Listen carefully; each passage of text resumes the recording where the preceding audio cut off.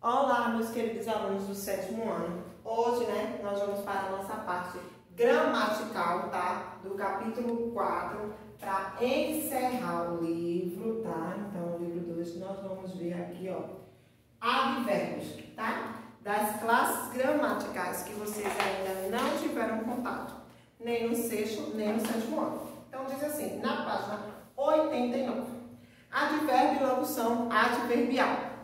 No 6º ano, você estudou 7 das 10 classes gramaticais na nossa língua. Artigo, numeral, substantivo, adjetivo, pronome, verbo e interjeição. No início deste ano, tá? Antes da pandemia, a gente estudou preposição. Agora você vai estudar mais uma classe de palavras que são os advérbios, tá? Eu vou ver essas setas que tu botou. Lugar, tempo, modo, intensidade, negação, afirmação e dúvida. Essas daqui são as subdivisões do advérbio, que a gente vai fazer passo a passo aqui no livro. Diz assim, para iniciar no primeiro quesito, leia as frases a seguir retiradas da crônica Minhas Férias. Primeiro, mas ficou bem legal, mesmo que o zíper da porta não funcionasse. A segunda frase, e o melhor de tudo é que choveu muito. Letra A, zíper da porta funcionou? Não, tá? Vocês devem botar aí, não. Na letra B, que está na página 90, diz assim, quando choveu? Muito. C, aqui termos das frases, as palavras que você usou nas respostas estão ligadas. As palavras estão ligadas ao verbo funcionasse, que é o zíper, e choveu muito. As palavras não e muito estão indicando, respectivamente, circunstâncias de negação e de intensidade, tá? Essas palavras se referem principalmente ao verbo e são chamados de advérbio. Assim, advérbio é a palavra invariável que se relaciona principalmente ao verbo para indicar circunstâncias de negação, intensidade, tempo, lugar, modo, dúvida, afirmação, tá?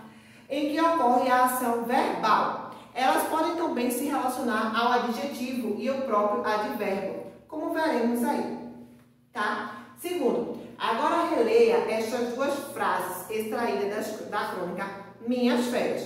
Primeira, meu pai decidiu fazer camping este ano. Segunda, na estrada tinha tanto buraco que o carro quase quebrou. Letra A, quando o pai do narrador decidiu fazer camping?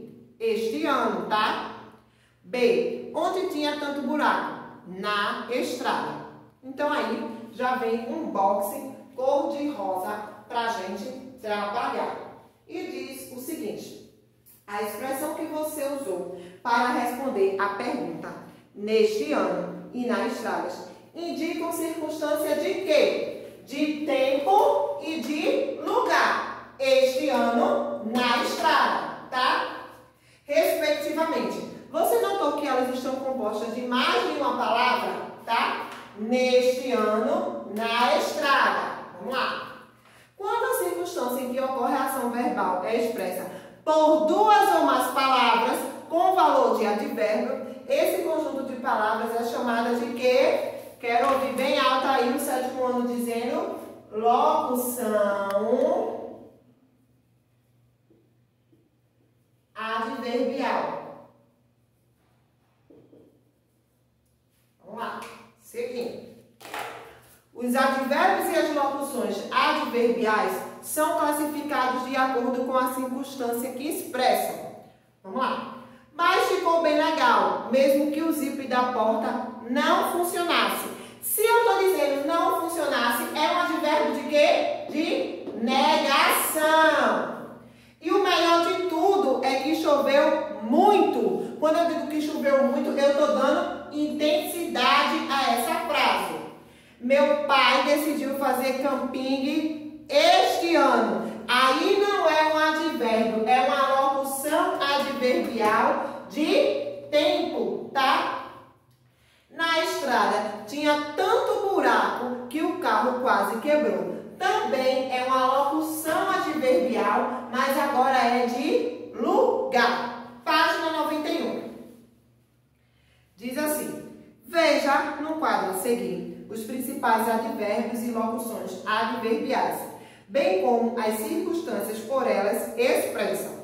Então, quando é um advérbio de lugar, ele pode ser o quê? Aqui, ali, lá, atrás, perto, longe, abaixo, acima, adiante, dentro, fora, além, onde e por aí vai. Quando ele é uma locução adverbial de lugar, ele pode ser ao lado, de perto, à direita, à esquerda, à distância, de longe, por ali, por aqui, entre outros, tá, gente?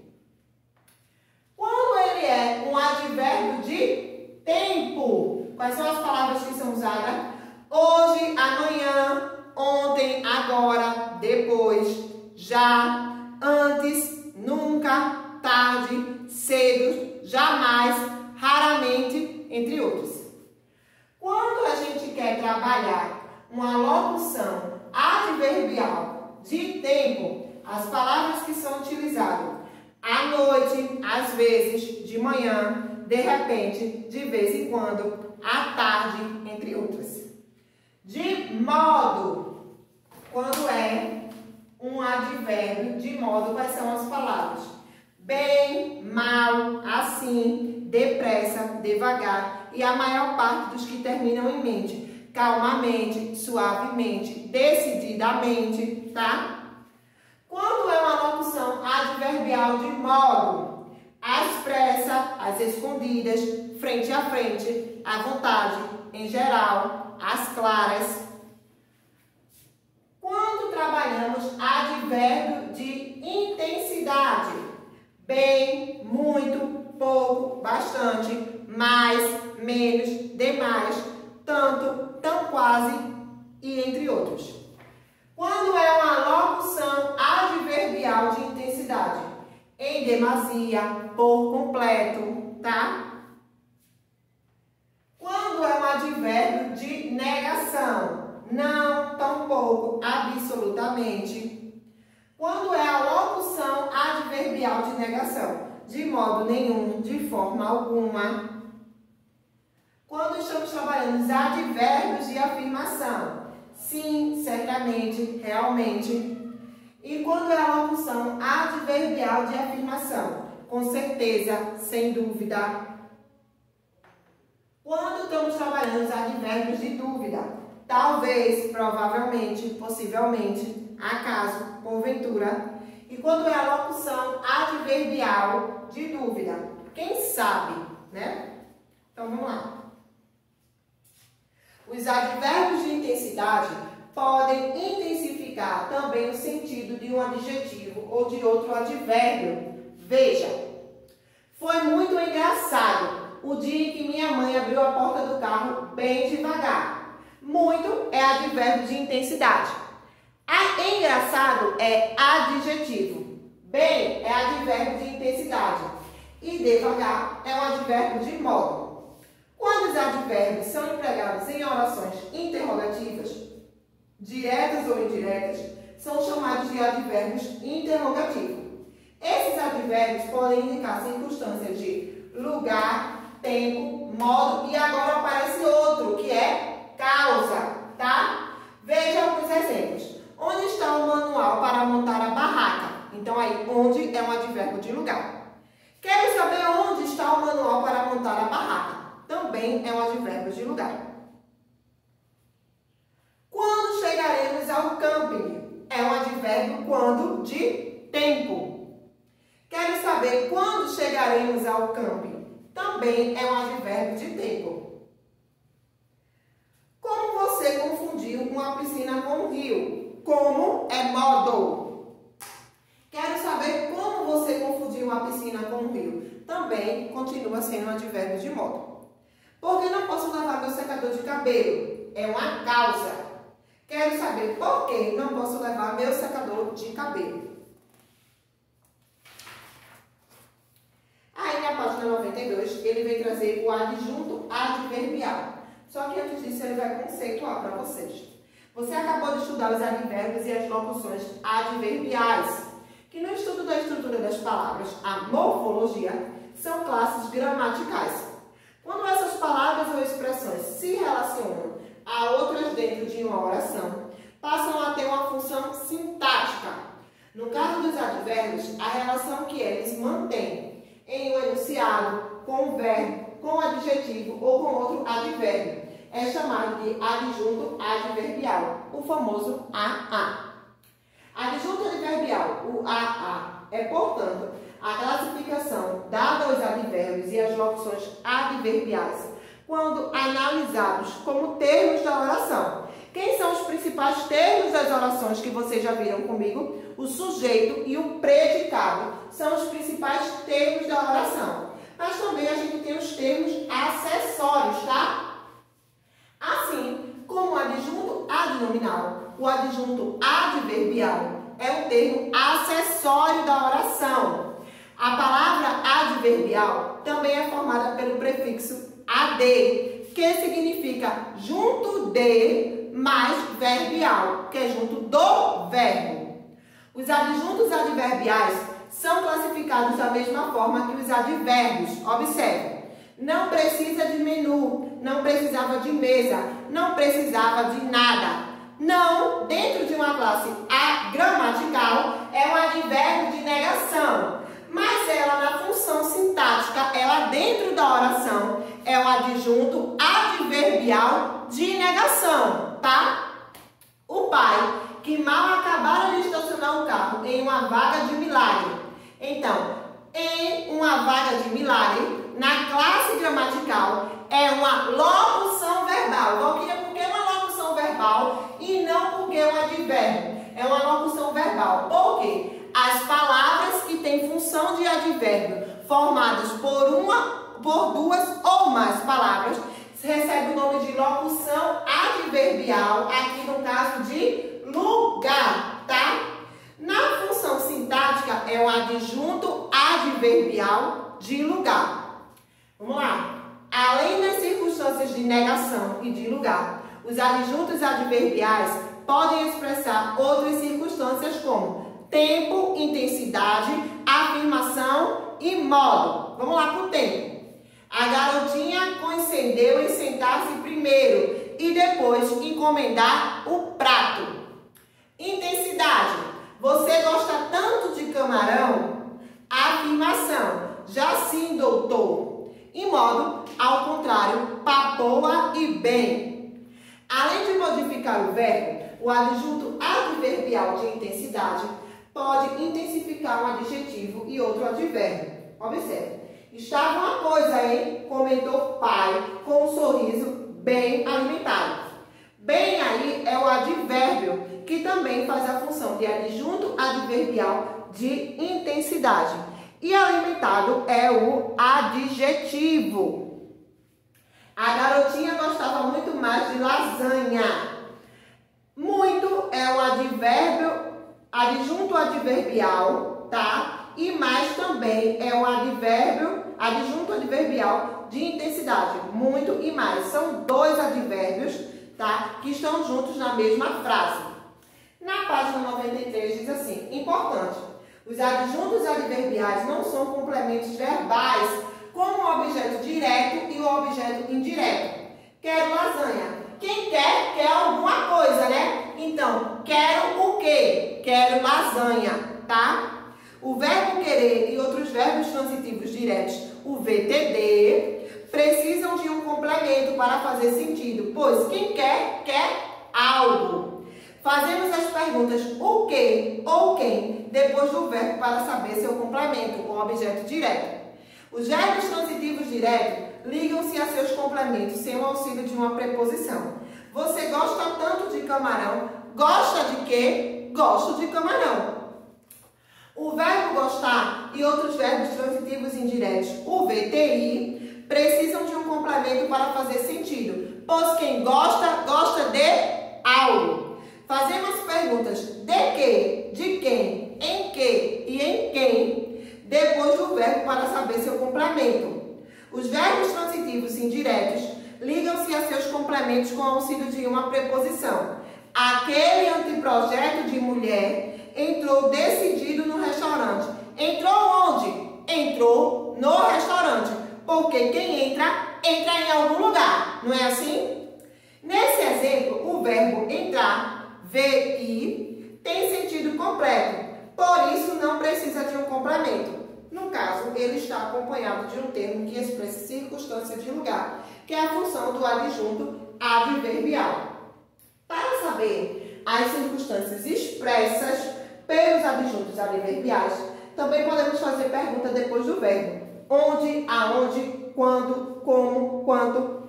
Os adjuntos adverbiais podem aparecer em orações com qualquer tipo de verbo, sendo ele verbo transitivo direto e verbo transitivo indireto. E também o verbo transitivo direto e indireto e verbo de ligação, tá? Observe os advérbios e as locuções adverbiais destacadas nesse exemplo. Em frase com verbo intransitivo, o veio, o garçom voltou logo depois. Em frases com verbo transitivo direto, VTD, o pai estacionou o carro em uma vaga de milagre. Em frases com verbo transitivo indireto, VTI, a garotinha não precisava de menu. Em frases com verbo transitivo direto e indireto, VTDI, rapidamente o pai pediu a fritada de camarão ao garçom. E em frases com verbo de ligação, VL, o pai ficou satisfeito depois do camarão. Página 94. Adjuntos adverbiais e pontuação. Você se lembra de que os termos da oração podem aparecer em ordem direta ou em ordem inversa. Uma oração está em ordem direta quando seus termos apresentam a seguinte sequência: sujeito, verbo, complementos verbais se houver, adjuntos adverbiais também se houver. Leia agora as regras para o emprego da vírgula diante dos adjuntos adverbiais. Os adjuntos adverbiais podem ou não ser separados por vírgula quando vem após o verbo e seus complementos, ou seja, quando os termos da oração estão em ordem direta. Veja esse exemplo. Um casal bateu palmas na mesa vizinha, adjunto adverbial. Um casal bateu palmas, vírgula, que é facultativa nesse caso, na mesa vizinha. Na mesa vizinha continua sendo adjunto adverbial. Primeiro, quando os adjuntos adverbiais vêm antes do verbo ou intercalados na oração, devem ser separados por vírgulas. Na mesa vizinha, tá? Adjunto adverbial, então a vírgula é obrigatória. Um casal bateu palmas. Um casal, vírgula, na mesa vizinha. As duas vírgulas, no caso aí, são obrigatórias. Bateu palma. Segundo caso, as vírgulas são dispensáveis quando o advérbio anteposto ou intercalado for de pequena extensão. Veja, ali o casal bateu palmas. O casal ali bateu palmas. Então são advérbios curtos, não necessita de vírgula. Vamos agora exercitar toda essa teoria. Diz assim: leia esta crônica de Milor Fernandes, o ônibus. O ônibus é um automóvel que a gente pega ele ou ele pega a gente. Se a gente está dentro dele, é muito engraçado ver como ele vai passando bem justo nos buracos que ficam entre um carro e outro. Mas agora, se a gente está na rua, dá sempre a impressão de que ele vem em cima da gente. E às vezes, vem mesmo. Como o ônibus dá muita trombada, eu acho que as fábricas já fazem eles velhos, pois eu nunca vi nenhum ônibus novo. Os carros granfinos parecem ter muito medo dos ônibus. Assim como os meninos granfinos têm medo de brincar com os moleques para não se sujar e vão logo se afastando. Eu acho que o ônibus é um animal feroz da cidade. Milor Fernandes. Primeiro quesito. Essa crônica lembra uma redação escolar, que elementos do texto nos remetem a isso.